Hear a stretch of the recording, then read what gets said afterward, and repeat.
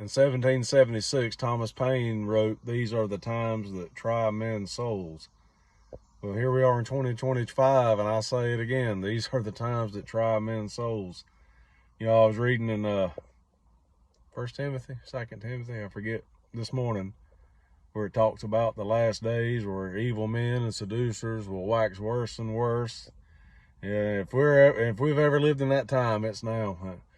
You know, I'll be 54 on my next birthday, and maybe it's because I'm getting older, but it just seems like this whole world's getting worse and worse.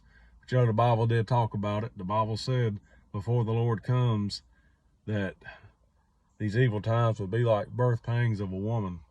Things would happen, and it would be more and more frequent up until the time the Lord actually comes. But, you know, the sweet young lady that was brutally murdered on the light train in Charlotte, which is not far from where I live.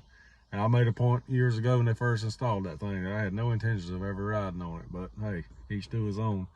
But and then September the 10th, Charlie Kirk being assassinated, that hurt my heart. Somebody showed me the video, and I actually turned around and started crying. That's twice now this year I've cried over stuff like this. You know, I cried when Phil Robertson died, but this was different than Phil Robertson dying. He lived his life. But you know, people, I told my family, we need, like they say in the military, we need to keep our head on a swivel.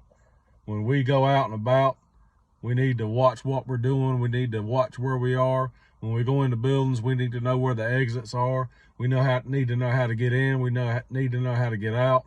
When we're on the road, don't pull right up on somebody. If you're at a stop sign, give yourself enough room. If you have to get out, get out. You know, there's an old saying that I've heard from the highway patrolman and from the military, that it's better to be judged by 12 than carried by, or judged by 12 than carried by 6. But people, you know, Satan as a roaring lion is going about seeking whom he may devour, whether it be physically or spiritually. We just need to keep our head on a swivel.